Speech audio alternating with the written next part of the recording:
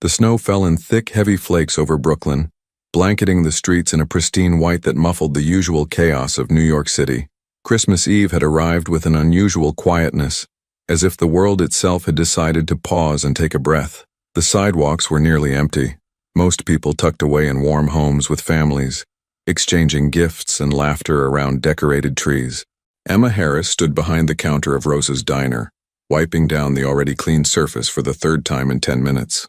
The familiar motion kept her hands busy, kept her mind from wandering too far into thoughts she'd rather avoid. At 28, she'd spent enough Christmas Eves alone to know that keeping busy was the key to getting through the night. The diner was a relic from another era. Red vinyl booths with small tiers carefully patched with duct tape, a black and white checkered floor that had seen decades of footsteps, and a long counter with swivel stools that squeaked when you turned them. Strings of colorful Christmas lights draped across the windows, their reflection creating little halos in the frosted glass. A small artificial tree sat near the register, decorated with mismatched ornaments that Rosa had collected over 30 years of running this place. "You should head home, mija," Rosa called from the kitchen, her accent thick and warm like the hot chocolate she made from scratch. The older woman appeared in the service window, her round face creased with concern. "It's Christmas Eve. You shouldn't be here." Emma smiled, but it didn't quite reach her eyes. "And where exactly would I go, Rosa? My apartment is just 4 walls and silence. At least here I'm useful."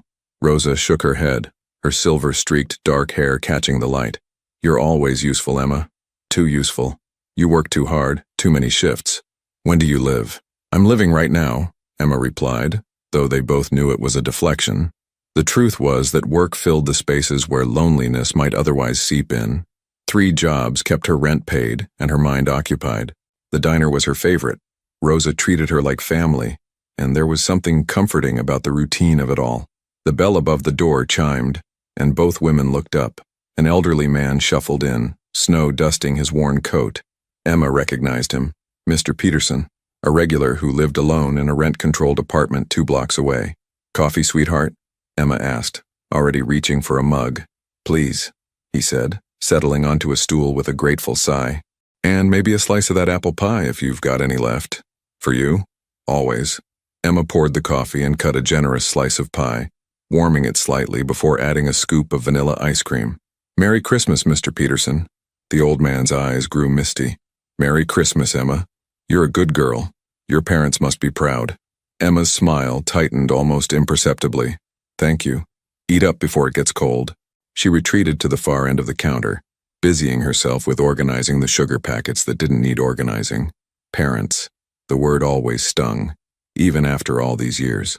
Her father had walked out when she was 12, and her mother had remarried quickly, starting a new family that didn't quite have room for the daughter who reminded her of her first mistake. Emma had been on her own since 18, putting herself through community college while working whatever job she could find. The door chimed again. Emma glanced up, ready with her practiced smile, but the words of greeting died on her lips. The man who entered was unlike anyone she'd ever seen walk through these doors. He wore an expensive black overcoat, perfectly tailored, the kind that probably cost more than her month's rent. His dark hair was immaculately styled despite the snow, touched with silver at the temples. He was probably in his early 40s, with sharp features and dark eyes that seemed to carry the weight of 1,000 sleepless nights. But it wasn't his appearance that made Emma's breath catch. It was the look on his face. Raw, unguarded devastation barely held together by a thin veneer of control. She recognized him immediately. Everyone in Brooklyn knew Vincent DeLuca, at least by reputation. The newspapers called him the Silent Don, a man who'd risen through the ranks to control significant business interests in the city. There were always whispers about the nature of those businesses, speculation about connections to organized crime, but nothing had ever been proven. He was powerful, feared, and utterly untouchable. And right now, he looked completely lost. Vincent didn't acknowledge Mr. Peterson or glance at Rosa, who had gone very still in the kitchen window. He walked straight to the corner booth, the one furthest from the door and windows, and slid into it, his back to the wall. Old habits, Emma thought. Even in grief, some instincts remained. She waited a moment, giving him space, but when he made no move to look at a menu or call for service, she took a deep breath and approached. "Good evening," she said softly, keeping her voice gentle and non-threatening. "Can I get you something?" Vincent didn't look up immediately. His hands rested on the table, and Emma noticed they were trembling slightly. When he finally raised his eyes to meet hers, she saw something that shocked her more than his presence. Tears, barely held back, making his dark eyes glisten in the diner's warm light.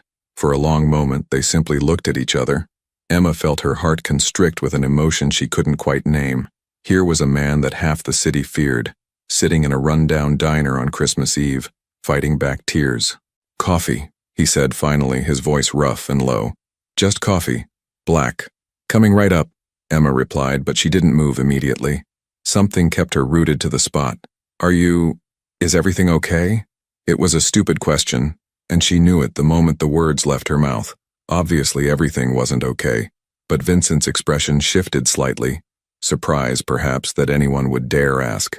"Fine," he lied, and they both knew it was a lie. Emma nodded slowly. "I'll get that coffee."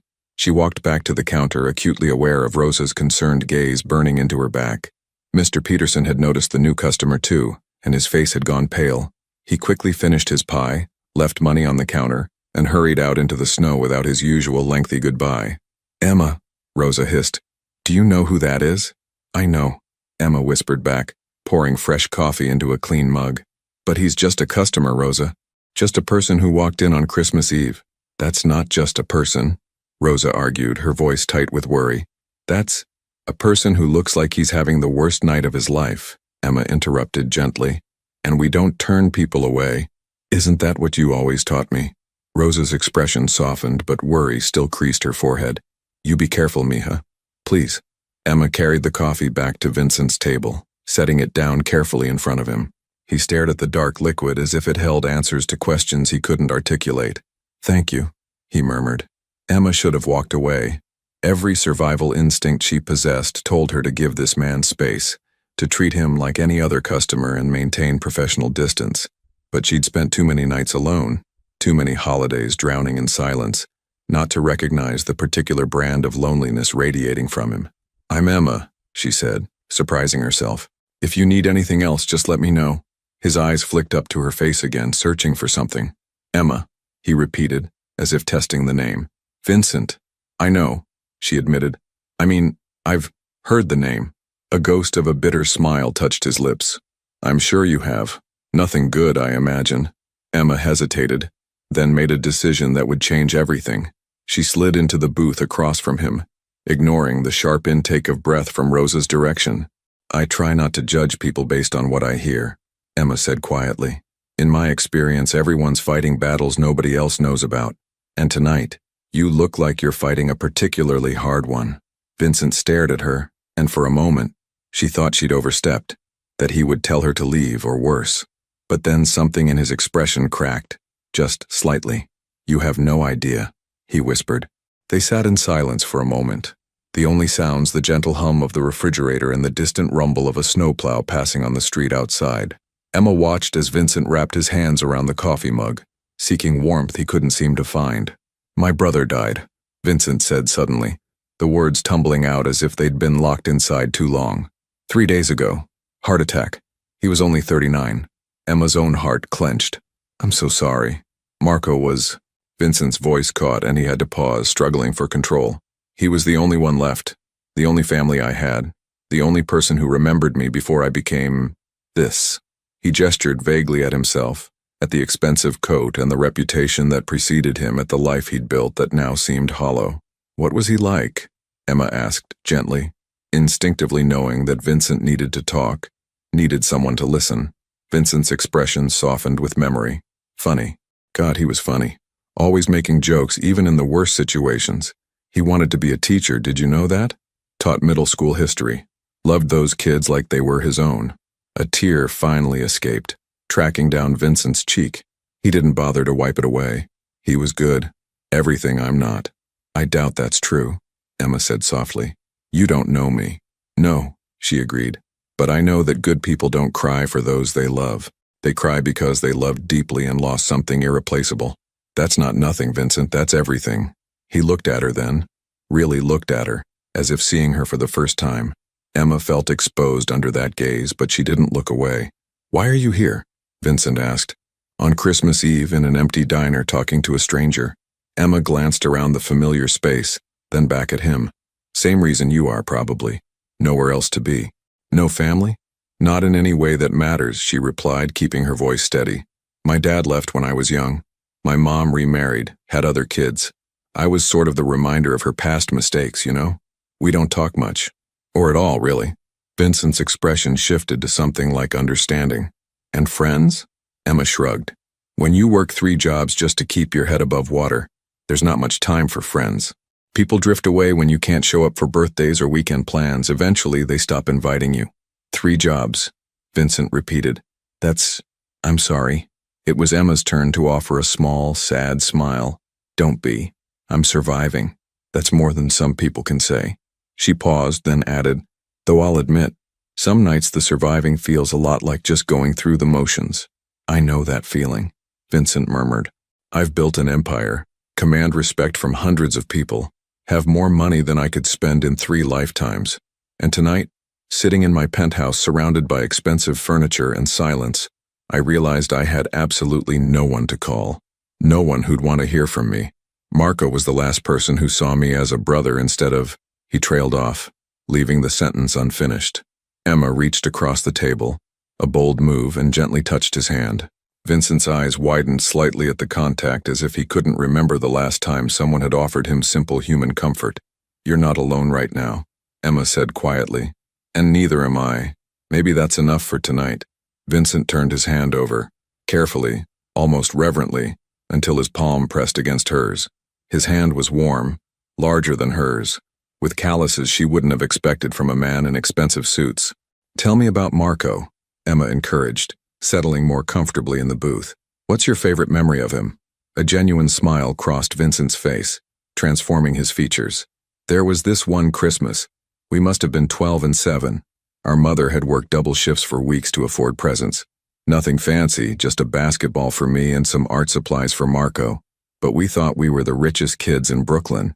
Emma smiled, encouraging him to continue. Marco wanted to paint the whole apartment. Vincent continued, his voice growing warmer with the memory. He made these murals on newspaper, taped them to every wall. Our mother was horrified at first, but they were actually beautiful, simple, childish, but full of joy. He painted our family, our neighborhood, even our old dog, Rocco. He sounds talented, Emma said. He was. Could have been an artist if he'd wanted, but he loved teaching more. Said every kid deserved someone who believed in them. Vincent's expression clouded again. I went to his apartment yesterday to handle things. Those old newspaper paintings were still there, framed on his walls. He kept them all these years. Fresh tears welled in Vincent's eyes, and this time he let them fall. Emma squeezed his hand, offering silent support, as grief washed over him in waves. He never gave up on me, Vincent whispered.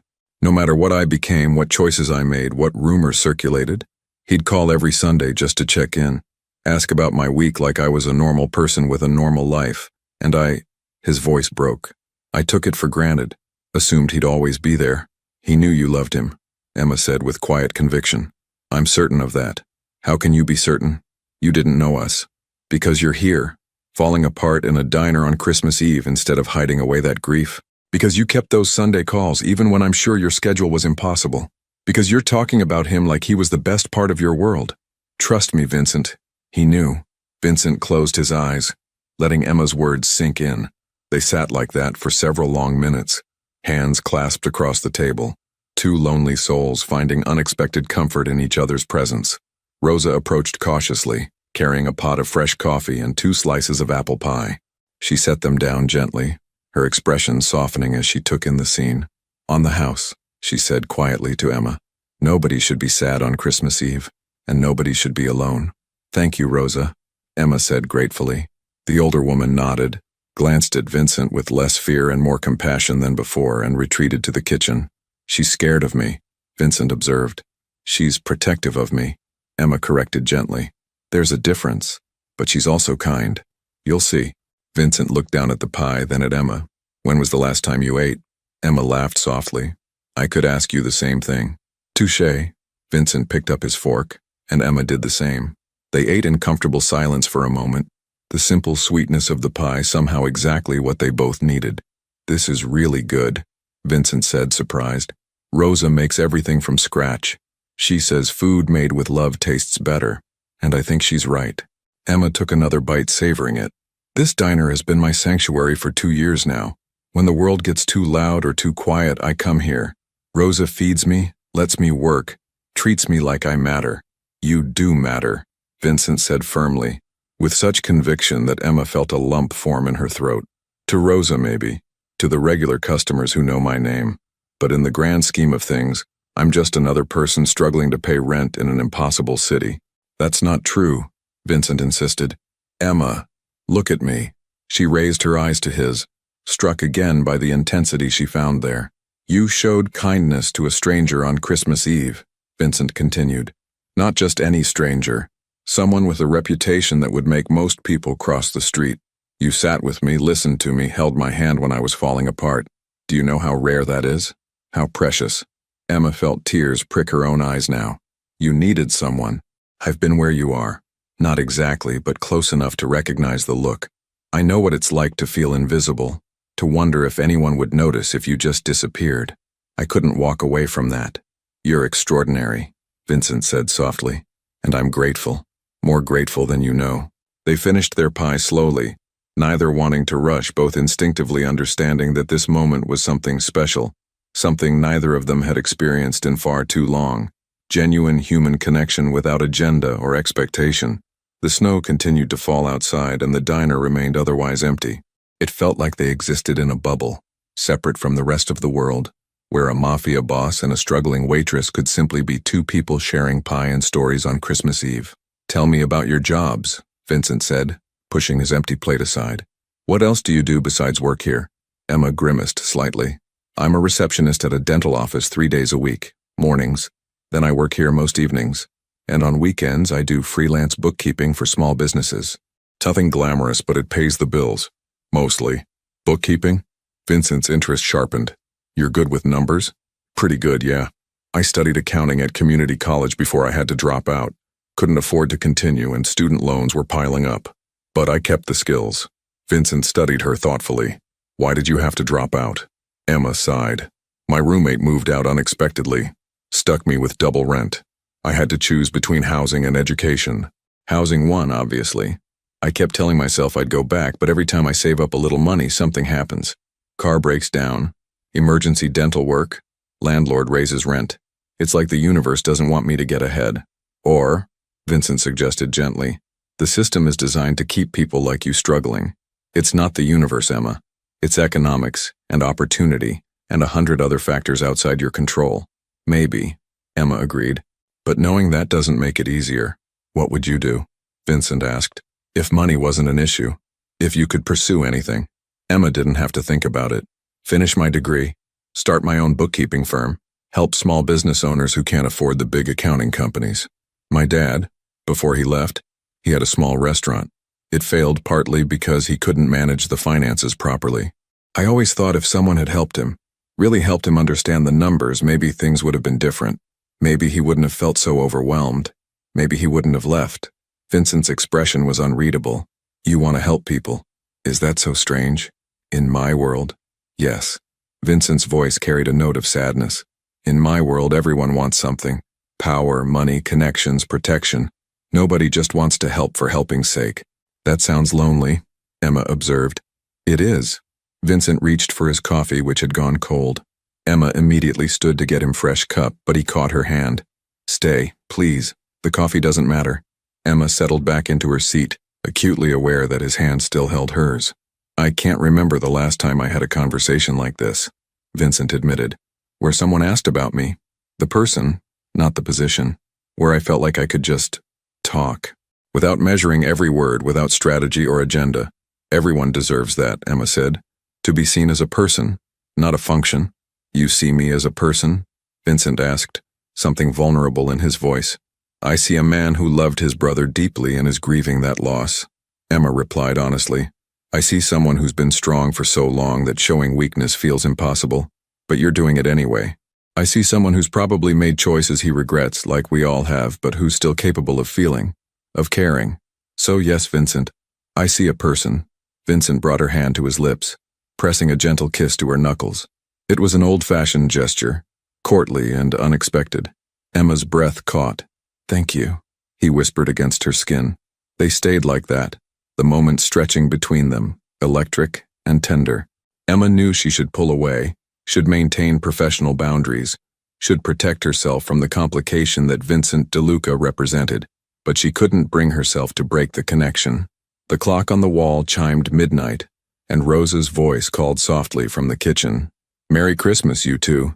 Emma and Vincent both turned toward the sound, then looked back at each other, something shifting in the air between them. "Merry Christmas, Emma," Vincent said, his voice rough with emotion. "Merry Christmas, Vincent." They smiled at each other, really smiled, and for the first time in years, neither of them felt alone. "You know," Emma said softly, "you don't have to be alone. Not tonight anyway. If you want, you can stay here. We can talk more or sit in silence, or I can teach you how to properly clean a coffee maker." She tried for humor, hoping to lighten the moment. Vincent's expression was filled with something Emma couldn't quite identify: gratitude, wonder, and something deeper, more dangerous. "I'd like that," he said simply. "I'd like that very much."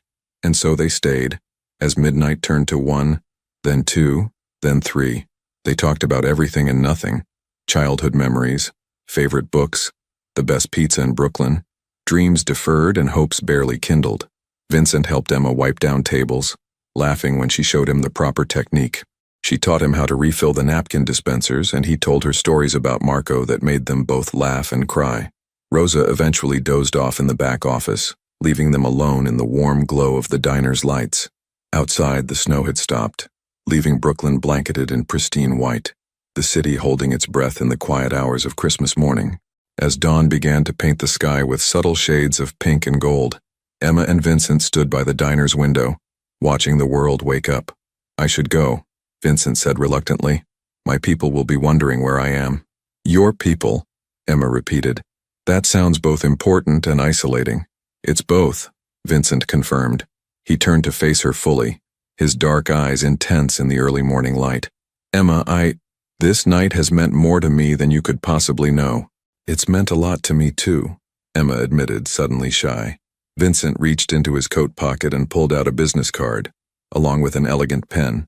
He wrote something on the back, then handed it to her. "My personal number," he explained. "Not many people have it. If you ever need anything or if you just want to talk, please call me. Anytime, day or night." Emma took the card, her fingers brushing his. "I will. And Vincent, thank you for trusting me tonight, for letting me see the real you.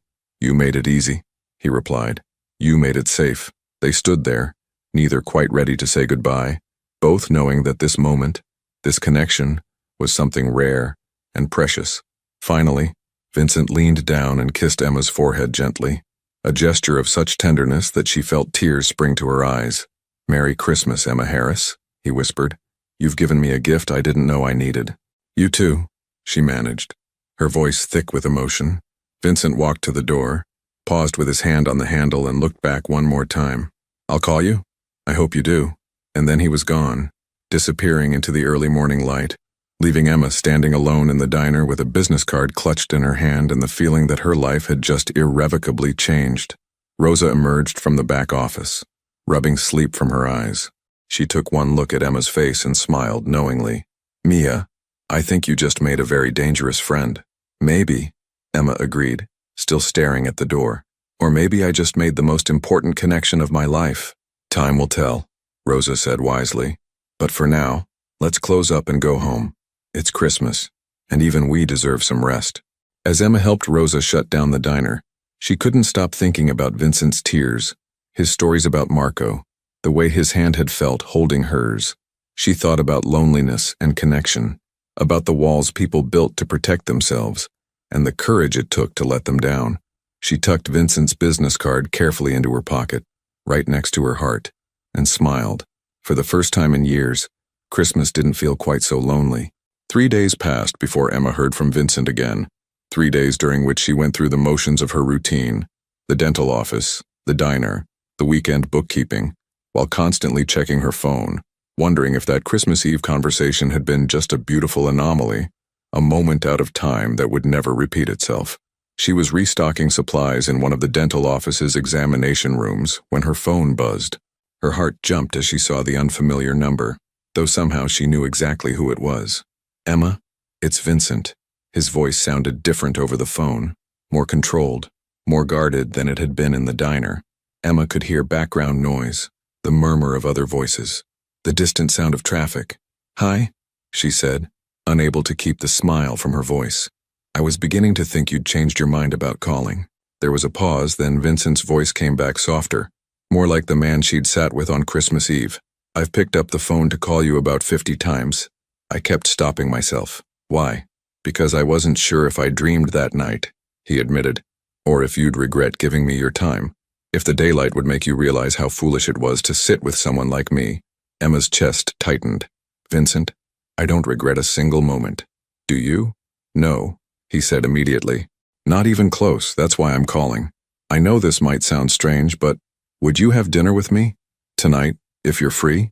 Emma glanced at her watch. Her shift at the dental office ended at 5, and she wasn't scheduled at the diner until tomorrow. "I'm free. Where did you have in mind?" "There's a small Italian restaurant in Manhattan, on the Upper East Side. Mama Lucia's. It's quiet. Family-owned. The food is incredible. I could send a car for you around 7. Emma hesitated, suddenly aware of the gulf between their worlds. "Vincent, I should be honest.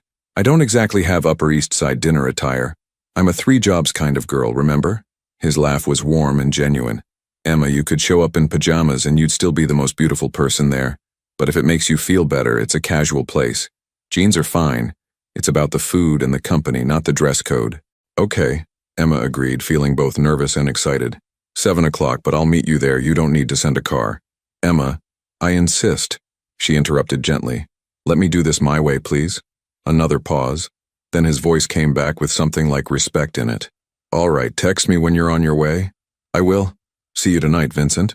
After ending the call, Emma stood in the examination room, her reflection staring back at her from the glass cabinet. What was she doing? Getting involved with Vincent DeLuca was complicated at best, dangerous at worst. But when she remembered his tears, his stories about Marco, the genuine connection they'd shared, all her rational concerns faded into background noise.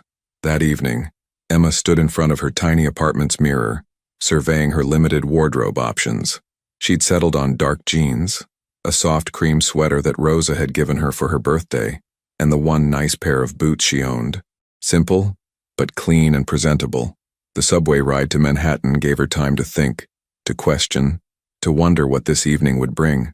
The city rushed past the windows in a blur of lights and movement, each stop bringing her closer to a decision point she hadn't fully processed yet. Mama Lucia's was tucked between a bookstore and a flower shop on a quiet side street. Warm light spilled from its windows, and Emma could see checkered tablecloths and wine bottles lining the walls. It looked welcoming and unpretentious, not at all what she'd expected when Vincent mentioned the Upper East Side. Vincent was waiting outside, and Emma's breath caught when she saw him. He wore dark jeans and a charcoal sweater under a leather jacket, dressed down, but still impossibly elegant. When he saw her approaching, his entire face transformed with a smile. "You came," he said, as if he'd genuinely doubted she would. "Of course I came," Emma replied, surprised. "Why wouldn't I? I thought maybe you'd reconsider. Think better of spending time with me." He gestured toward the restaurant. "Come on, you're going to love this place." Inside, Mama Lucia's was everything the exterior promised. The air was rich with the scent of garlic, tomatoes, and fresh bread. An older Italian woman with steel-gray hair and a warm smile immediately embraced Vincent like a long-lost son. "Vincent, troppo tempo, too long." She kissed both his cheeks, then turned sharp eyes on Emma. "And who is this beautiful girl?" "Mama Lucia, this is Emma. Emma, this is the best cook in all of New York." "Bah, flatterer," Lucia said, but she was clearly pleased. She took Emma's hands in hers, studying her face. "You have kind eyes like my daughter. Come, come, I have the perfect table for you." She led them to a corner table, quieter and more private than the others, with a small candle flickering between them. "I bring you something special tonight," Lucia announced. "No menu. You trust Mama, yes?" "Always," Vincent agreed, and Lucia bustled away with obvious satisfaction. Emma looked around the restaurant, taking in the photos on the walls, family gatherings, christenings, weddings, all the markers of a life lived in love and community. "How did you find this place?" "Marco brought me here," Vincent said, and his voice caught slightly on his brother's name. About 5 years ago. He'd been coming here for years, said Lucia, reminded him of our grandmother. After that first visit, I started coming regularly. Lucia treats everyone like family, but she and Marco had a special bond. He'd help her with computer problems, and she'd send him home with enough food for a week. She knows about Marco? Emma asked gently. Vincent nodded. I came here the day after he died, sat right at this table and told her. She cried with me, fed me, wouldn't let me leave until she was sure I was okay. Well, as okay as I could be. She cares about you. She's one of the few people who sees me as more than my reputation. Vincent agreed. Like you do. A young man brought them wine, a rich red Chianti that Lucia had selected. Vincent raised his glass. To unexpected connections. Emma clinked her glass against his. To Christmas Eve conversations that change everything. They sipped the wine, letting the comfortable silence settle between them. Emma noticed that Vincent seemed more relaxed here than he had in the diner, as if Mama Lucia's was another sanctuary where he could let his guard down. Tell me about your week, Vincent said. How have you been? Emma laughed softly. My week has been remarkably normal. Work, work, and more work. Though I'll admit, I've been distracted, thinking about our conversation, wondering if I'd hear from you. I'm sorry I made you wait. I was trying to give you space to reconsider, to protect you from the complications I bring, but I couldn't stay away. He paused, then added, Emma, I need you to understand something. My life is complex. There are aspects of my business, my associations, that exist in gray areas. I'm not going to lie to you about who I am or what I do. Emma set down her wine glass, meeting his eyes steadily. I appreciate your honesty, and I won't pretend I don't know your reputation. But Vincent, I also know what I saw on Christmas Eve. I saw a man grieving his brother, someone capable of deep feeling and genuine emotion. That's who I'm choosing to see, to know. Whatever else you are, you're also that person. You have remarkable faith in people, Vincent observed. Not people, Emma corrected. Just you, and I can't explain why, but I trust my instincts on this. Lucia returned with the first course, a caprese salad so fresh and perfect that Emma actually gasped. Mama, this is incredible. Is nothing, Lucia said, waving off the compliment, but she was smiling. You wait for the main course. Vincent, you take care of this girl, yes? She is special. She is, Vincent agreed, his eyes never leaving Emma's face. Very special. As they ate, conversation flowed easily. Vincent asked about Emma's jobs, genuinely interested in the details of her daily life. She told him about Mrs. Chen, the elderly woman whose books she managed, who paid her in homemade dumplings as often as in cash, about Rosa's dreams of expanding the diner but never having quite enough capital, about the dentist she worked for, Dr. Morrison, who was kind but completely disorganized. In turn, Vincent talked about his legitimate businesses, restaurants, a few small hotels, import-export companies.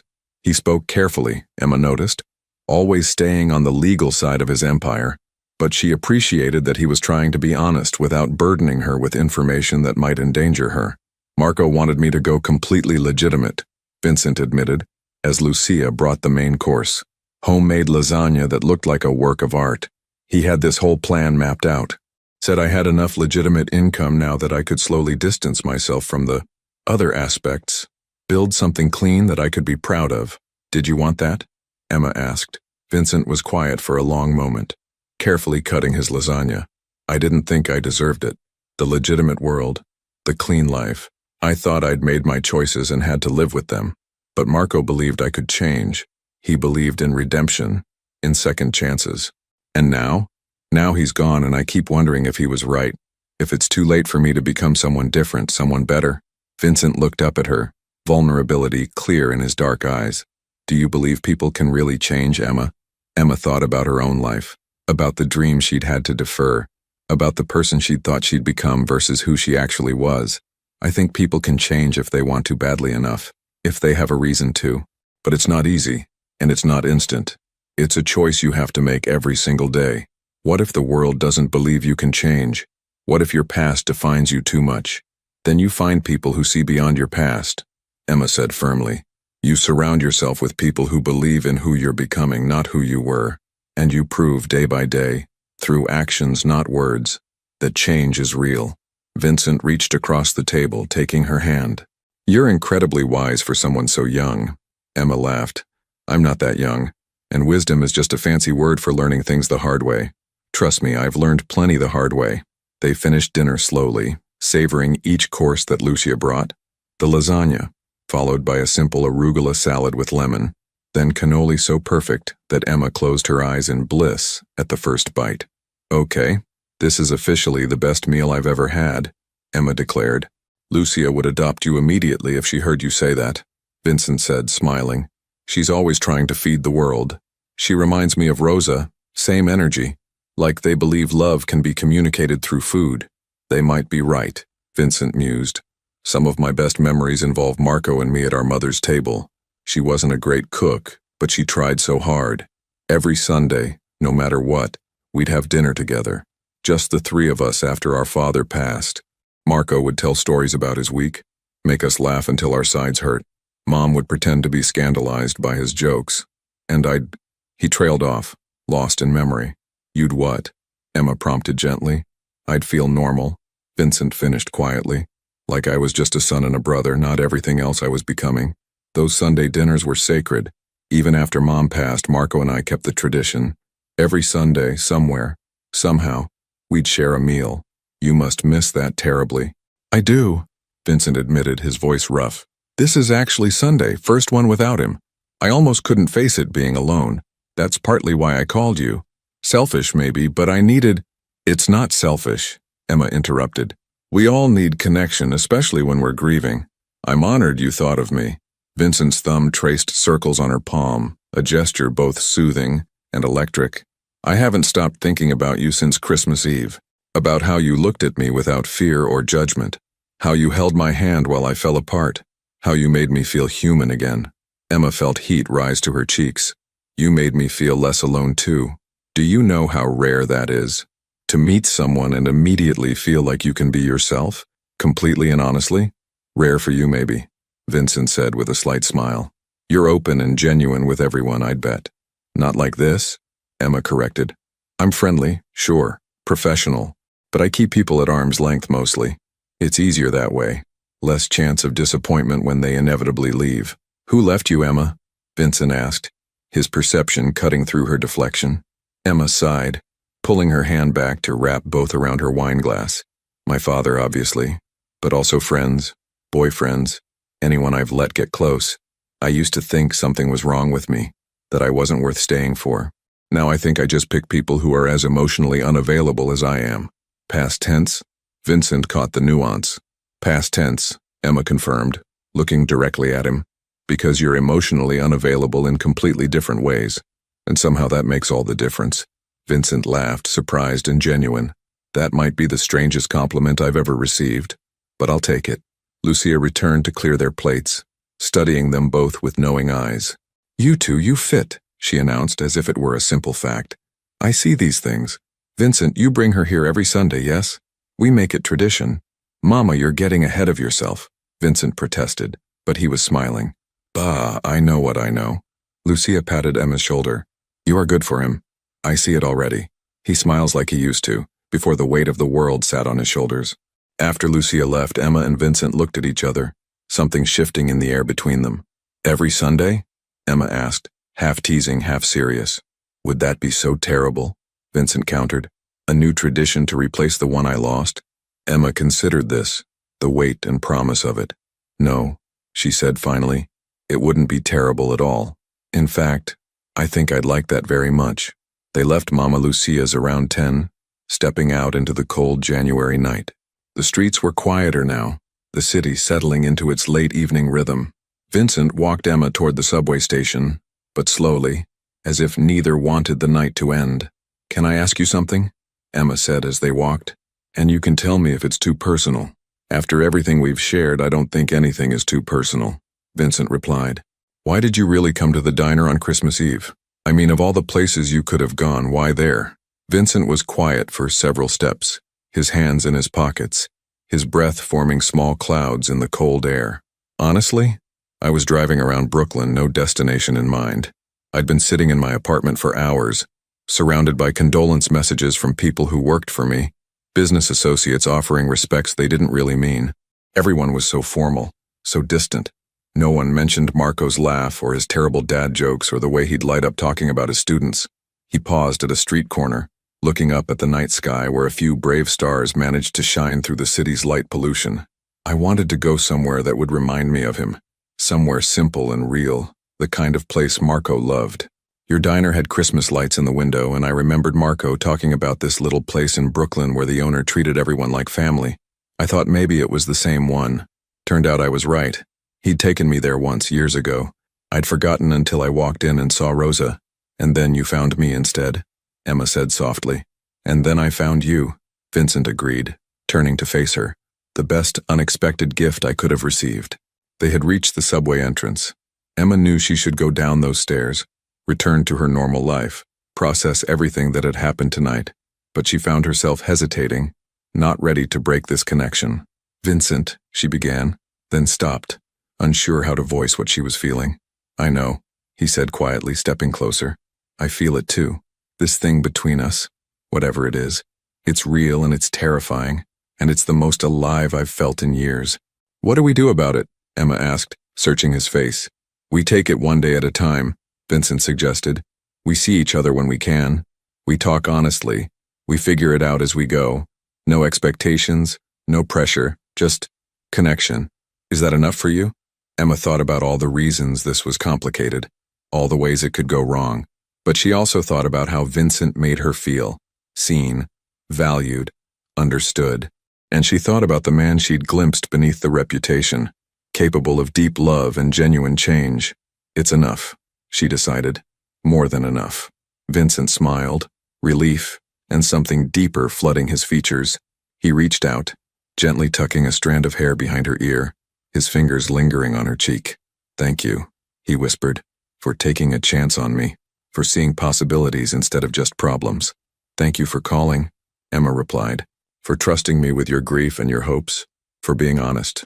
They stood there on the cold street corner, the city moving around them, two people finding warmth in each other's presence. Vincent leaned down slowly, giving Emma every opportunity to pull away, and pressed a soft kiss to her forehead, then to her cheek. Get home safe, he murmured. Text me when you arrive? I will, Emma promised. And Vincent? Same time next Sunday? His smile could have lit up the entire street. It's a date. I'll pick you up at 6:30. I'll meet you at Lucia's at 7, Emma countered, stubborn about maintaining some independence. Vincent laughed, accepting her terms. 7 it is. Good night, Emma. Good night, Vincent. Emma descended into the subway, her heart full and her mind racing. As the train carried her back to Brooklyn, she pulled out her phone and found a text already waiting. Already miss you. Thank you for tonight. V. She typed back quickly. Thank you for taking a chance on Sunday dinners with a waitress. Already looking forward to next week. His response came immediately. Not just a waitress, an extraordinary woman who's changing my entire world. Sleep well, Emma. Emma held her phone to her chest, smiling despite herself. She knew there would be challenges ahead, complications neither of them could fully predict. But right now, in this moment, she chose to focus on the possibility, on the connection, on the genuine affection growing between them. When she got home to her tiny apartment, Emma found herself looking at the space differently. It was still small, still shabby, but somehow it felt less lonely than before. She had somewhere to be next Sunday, someone to talk to who genuinely cared about her answers, a connection that felt real and precious and worth protecting. As she got ready for bed, her phone buzzed once more. One more thing. You were beautiful tonight, inside and out. Sweet dreams. V. Emma fell asleep with a smile on her face, dreaming of Sunday dinners and unexpected connections, of second chances and the courage to believe in them. 3 weeks passed in a rhythm that felt almost dreamlike to Emma. 3 Sunday dinners at Mama Lucia's, each one deepening the connection between her and Vincent. They talked about everything. Childhood memories, favorite books, dreams they'd abandoned and ones they still harbored. Vincent told her about Marco's students sending letters after his death, each one a testament to the lives he'd touched. Emma shared her secret dream of opening a community center that offered free financial literacy classes to struggling families. But their relationship existed in a careful bubble, separate from the rest of their lives. Vincent never mentioned his business associates, and Emma didn't ask. They met at Lucia's, occasionally took walks through quiet Manhattan neighborhoods, and texted throughout the week. It was beautiful and fragile, like something precious held in cupped hands. That fragility shattered on a cold Tuesday afternoon in late January. Emma was organizing files at the dental office when her phone rang. Vincent's name on the screen made her smile automatically, but his voice immediately told her something was wrong. "Emma, I need to see you. Tonight, if possible. It's important." The tension in his voice sent worry spiraling through her chest. "Of course. What's wrong?" "Not over the phone. Can you come to my apartment? I'll send you the address." Emma hesitated. In 3 weeks, Vincent had never invited her to his home, always meeting her in neutral spaces. The shift felt significant. "Okay. What time?" "Whenever you can get here. Emma, I'm sorry, I should have been more careful." "Vincent, you're scaring me. Are you all right?" "I'm fine, but we need to talk about how to keep you safe." The word safe echoed in Emma's mind long after they hung up. She left work early, making an excuse to Dr. Morrison about a family emergency. The address Vincent sent was in Tribeca, an exclusive building with a doorman who clearly expected her, waving her through to the private elevator. Vincent's penthouse occupied the entire top floor. When the elevator doors opened directly into his apartment, Emma stepped into a space that took her breath away. Floor-to-ceiling windows offered panoramic views of the city. The furniture was elegant, but surprisingly warm. Leather sofas, wooden bookcases filled with actual books, artwork that looked personal rather than just expensive. Vincent stood by the windows, still wearing a dark suit from whatever meetings had filled his day. When he turned to face her, Emma saw the tension etched in every line of his body. "Thank you for coming," he said, crossing to her immediately. He took her hands, studying her face as if memorizing it. "I've made a mistake, Emma, a serious one." "What happened?" Vincent led her to the sofa, sitting close enough that their knees touched. "I was careless. I've been so focused on keeping our time together separate from my business that I didn't consider how closely I'm always watched. Someone noticed my routine changes. The Sunday dinners, the different schedule. They followed me last week." Emma's stomach dropped. "They know about me. They know I'm seeing someone. They don't know who you are yet, but they will. These people are thorough." Vincent's grip on her hands tightened. "Emma, I need you to understand what this means. My world isn't just complicated. It can be dangerous for people who matter to me. I've kept so few personal connections precisely to avoid this situation." "What are you saying?" Emma asked, though part of her already knew. "I'm saying I need to make a choice. Either I distance myself from you completely, make it clear you mean nothing to me, or—" He paused, meeting her eyes with an intensity that made her breath catch. "Or I claim you publicly as someone under my protection. But that second option brings you fully into my world, with all the complications that entails." Emma pulled her hands free, standing up to process this information. She walked to the windows, looking out at the glittering city below. "Who are they? The people watching you?" "Business associates. People I work with who believe personal attachments are weaknesses to be exploited." Vincent came to stand beside her, careful not to touch her. "They're not going to harm you. I need you to know that. But they will investigate you, possibly approach you, try to determine if you're a threat or an asset." "An asset to what?" "To controlling me, influencing my decisions." Vincent's reflection in the window looked pained. "This is exactly what I was trying to avoid.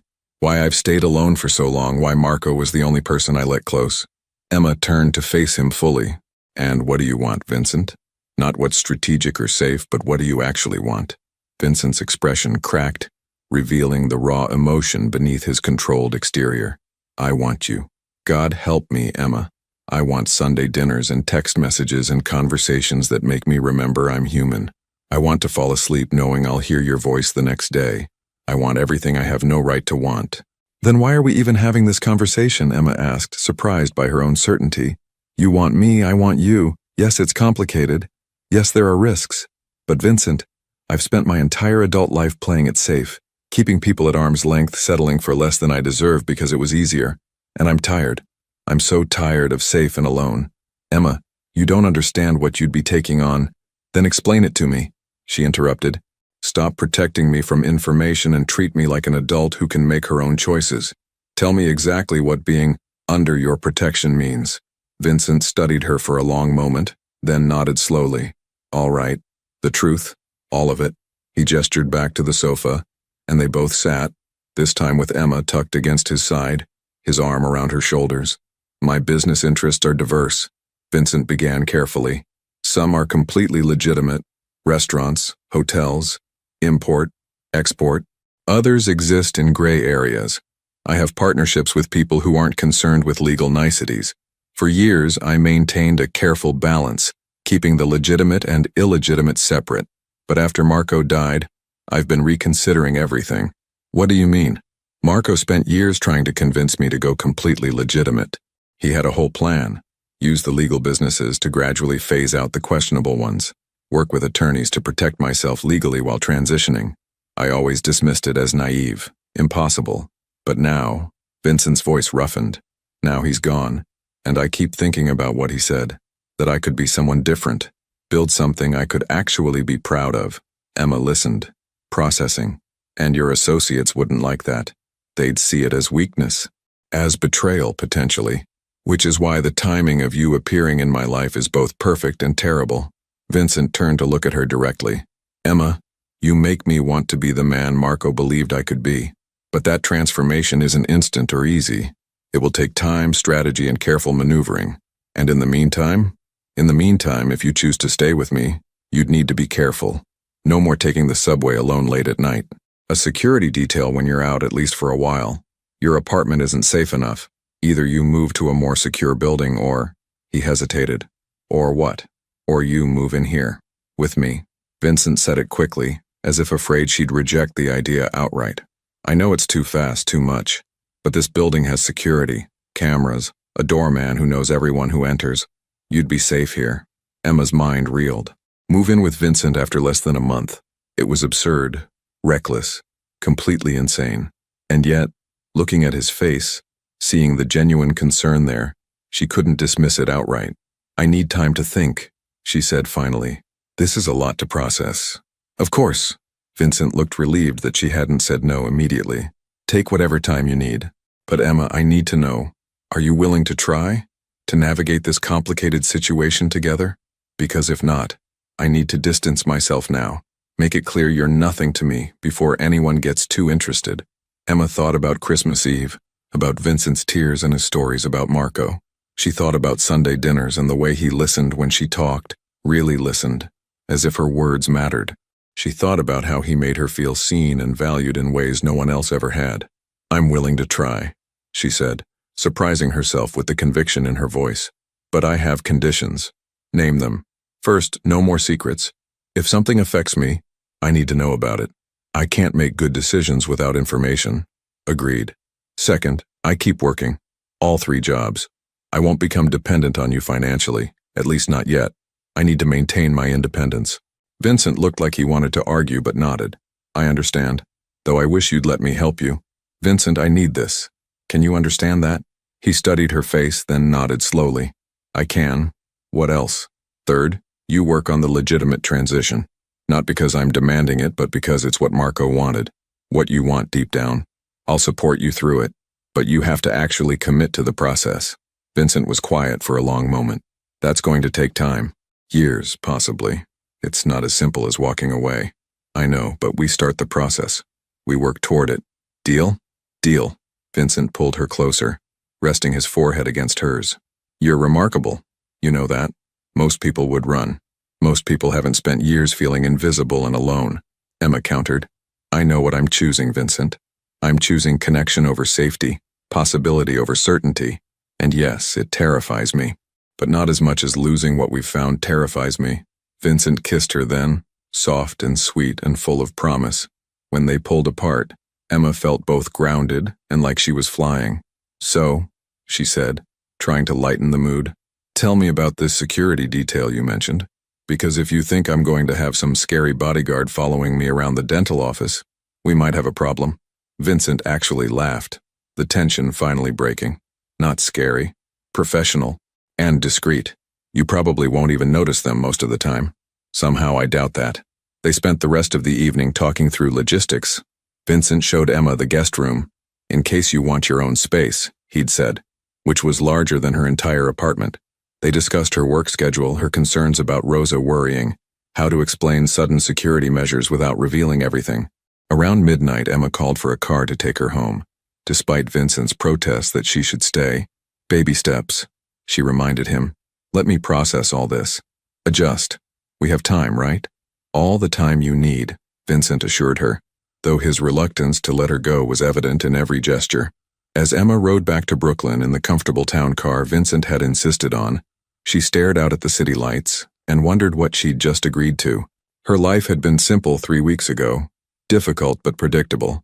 Now she was dating a man with dangerous associates, considering moving into a Tribeca penthouse, agreeing to security details. It should have felt overwhelming, terrifying. Instead, Emma felt alive in a way she hadn't in years. She pulled out her phone and texted Vincent. Made it home safe. Thank you for being honest tonight. For trusting me with the truth. I meant what I said. I'm choosing us. Whatever that looks like. Sweet dreams. E. His response came quickly. Thank you for choosing me. For believing I can be better. You have no idea what that means. I'll call you tomorrow. Sleep well, beautiful. V. Emma fell asleep that night knowing her life had irrevocably changed. The careful distance she'd maintained from the world. The walls she'd built to protect herself from disappointment. Vincent was dismantling them all, brick by brick. And instead of feeling exposed, she felt free. The next morning, Emma noticed the security immediately. A nondescript sedan parked across from her apartment building. The same sedan followed her subway route, a professional-looking woman in her 30s keeping a careful distance. At the diner, Rosa noticed too. Mija, why is that woman watching you? Emma had prepared for this question. It's a long story, Rosa. Can we talk after my shift? That evening, Emma told Rosa an edited version of the truth, that she was seeing Vincent seriously, that his position required certain precautions, that she was safe but needed to be careful. Rosa listened, her expression cycling through concern, fear, and finally, reluctant acceptance. You love him, Rosa said finally. It wasn't a question. Emma started to deny it, then stopped. Did she love Vincent? After less than a month? It seemed impossible. But when she thought about losing him, about going back to her life before Christmas Eve, the pain that shot through her chest felt an awful lot like love beginning to take root. I think I might, Emma admitted quietly. Is that crazy? Love is always a little crazy, Rosa said with a sad smile. Just promise me you'll be careful, that you won't lose yourself in his world. I promise, Emma said, hoping it was a promise she could keep. 6 months had transformed Emma's world in ways she could never have imagined that snowy Christmas Eve. She had moved into Vincent's penthouse in March, not out of dependence, but as a practical choice that allowed them to build something real together. Her mornings still began early. She'd kept her job at the dental office and her bookkeeping clients, maintaining the independence that mattered so much to her identity. But the evenings were theirs. Cooking dinner together in Vincent's stunning kitchen, talking about their days, slowly building a life that felt both extraordinary and beautifully ordinary. The changes in Vincent were even more remarkable.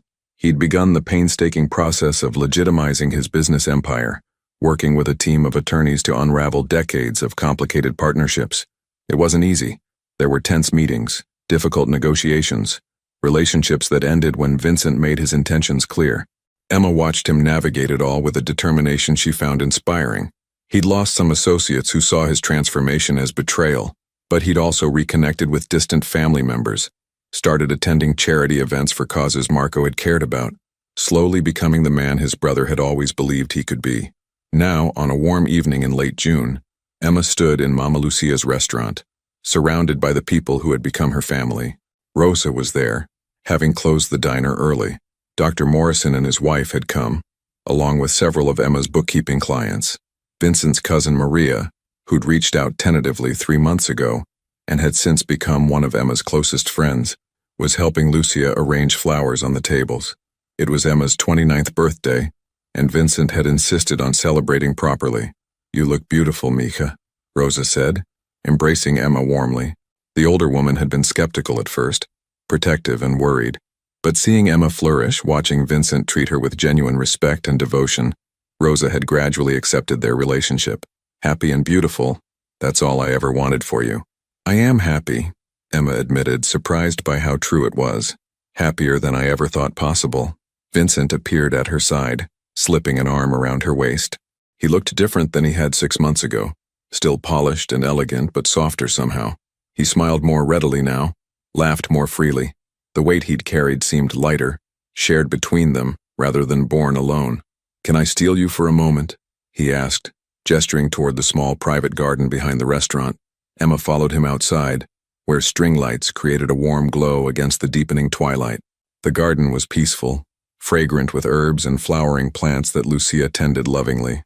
"I wanted to give you your gift privately," Vincent said, reaching into his jacket pocket. He pulled out a small velvet box, and Emma's heart jumped. "Vincent, it's not what you think," he said quickly, though his smile suggested he knew exactly what she'd thought. "Not yet, anyway, though I hope someday soon you'll let me ask you properly." He opened the box to reveal a delicate gold necklace with a small pendant. A key, intricately detailed and beautiful. "It's the key to Marco's apartment," Vincent explained, his voice thick with emotion. "I've been fixing it up, turning it into something new. A community center, actually, with classrooms for financial literacy courses, tutoring spaces for kids who need help with homework, a small library. Everything Marco would have loved." Emma's eyes filled with tears as understanding dawned. "Vincent, that's incredible. I want you to run it," he continued. "Not as an employee, as a partner. We'll set it up as a nonprofit, get proper funding, hire staff. But the vision, the heart of it, that should be yours. You told me once about wanting to help people the way no one helped your father. This is your chance." Emma couldn't speak, overwhelmed by the thoughtfulness of the gift, by what it represented. Vincent wasn't just giving her a project, he was investing in her dreams, showing her that he'd listened to every word she'd ever spoken. "There's more," Vincent said, pulling out a folder. "I've been working with my attorneys on something. The legitimate businesses are almost entirely separated from the questionable ones now. By the end of the year, I'll be completely clean. No more gray areas, no more partnerships I'm ashamed of. Just honest business I can be proud of." "Vincent, that's amazing," Emma whispered, reaching for his hand. "I couldn't have done it without you," he said simply. "You and Marco, you both believed I could be better, and you made me want to prove you right." He paused, his dark eyes searching hers. "Emma, I need to tell you something. I've been working with federal authorities." Emma's breath caught. "What do you mean?" "I've been providing information about some of my former associates. Nothing that puts anyone in immediate danger, but enough to help with ongoing investigations. In exchange, I received immunity for my cooperation. It's part of how I've been able to transition out so cleanly." He looked nervous, as if worried about her reaction. "I wanted to tell you sooner, but my attorneys advised against it until everything was finalized. It became official this morning." Emma processed this information, understanding the magnitude of what he'd done. "You chose to do the right thing, even though it was risky." "I chose you," Vincent corrected. "I chose the future we could have together. I chose to become someone worthy of the faith you've shown in me." Emma pulled him close, kissing him with all the love and pride she felt. When they separated, both were smiling through tears. "So about that community center," Emma said, trying to lighten the emotional moment. "Does this mean I can finally quit the dental office?" Vincent laughed, the sound rich and genuine. "You can do whatever makes you happy, Emma. That's all I've ever wanted." They returned to the party to find Lucia had brought out an enormous birthday cake covered in candles. Everyone sang, cheerfully off-key, and Emma made a wish she realized had already come true, to feel loved, valued, and part of something bigger than herself. As the evening wound down, Emma found herself talking with Maria near the dessert table. "You've been good for him," Maria said quietly. "I haven't seen Vincent this at peace since we were kids, before life got complicated.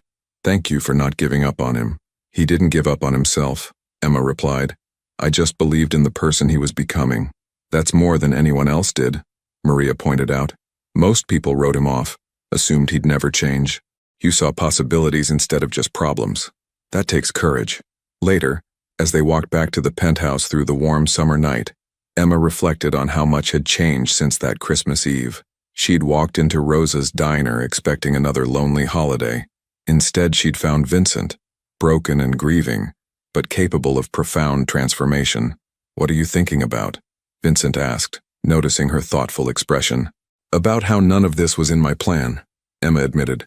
6 months ago, I was just trying to survive, working 3 jobs, barely making rent, convinced I'd always be alone. And now, she gestured around them, at the life they'd built together. "And now?" Vincent prompted. "Now I'm planning a community center, living in a penthouse, dating a man who's becoming a legitimate businessman. It's surreal." "Good surreal or bad surreal?" Emma stopped walking, turning to face him under the glow of a streetlight. "The best surreal. Vincent, I want you to know something.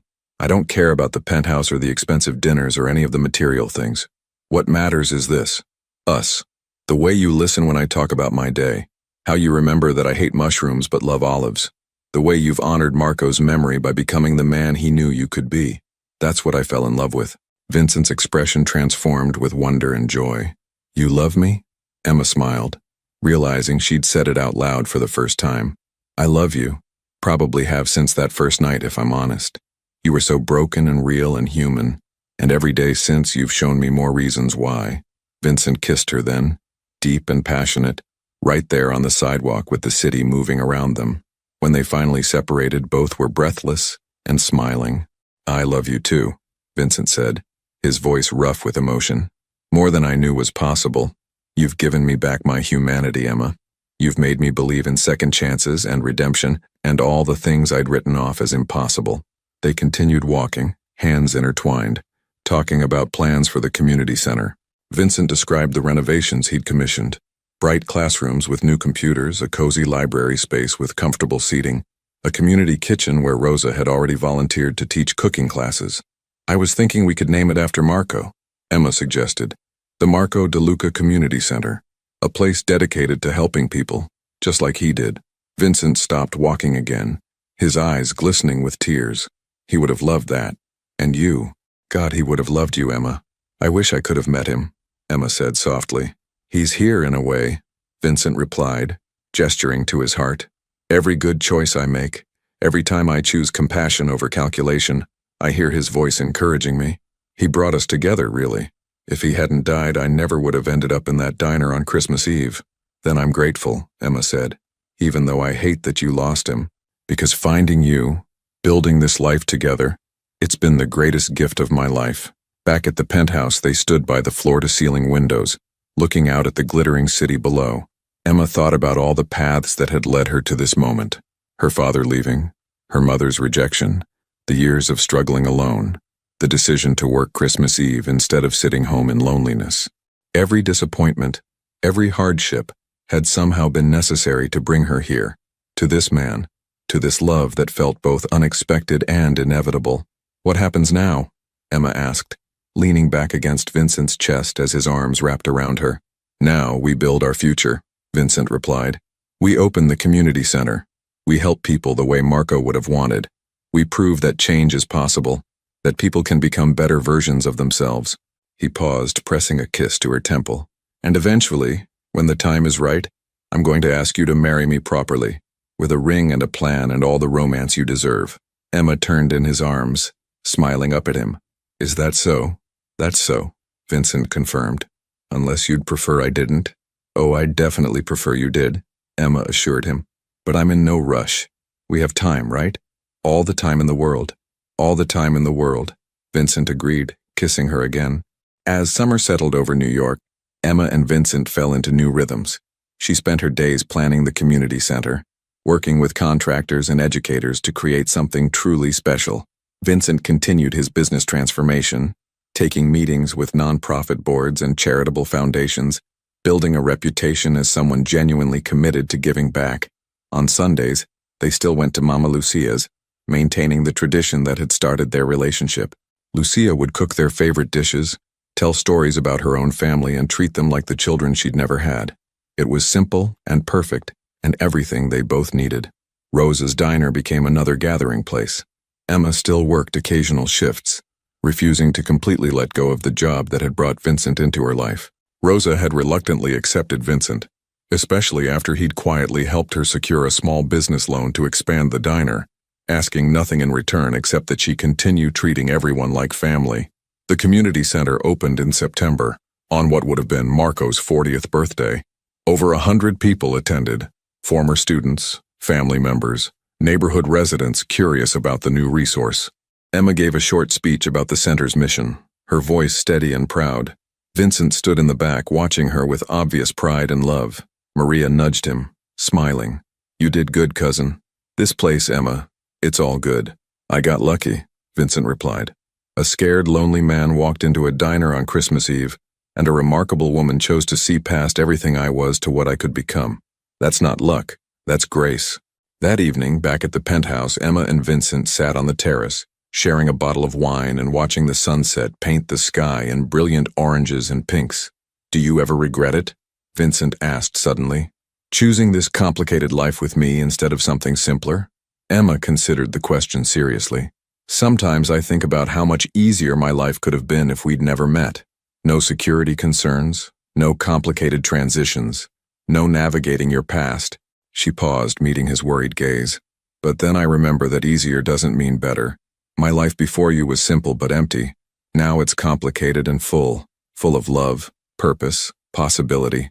I choose full every single time." Vincent set down his wine glass and pulled a small box from his pocket, different from the one that had held the necklace. Emma's heart raced as he dropped to one knee. "I know I said I'd wait for the perfect moment," Vincent began, his voice shaking slightly. "But Emma, every moment with you is perfect. You walked into my life when I was at my lowest, and you chose to stay even when leaving would have been easier. You believed in me when I didn't believe in myself. You've made me want to be better, do better, love better."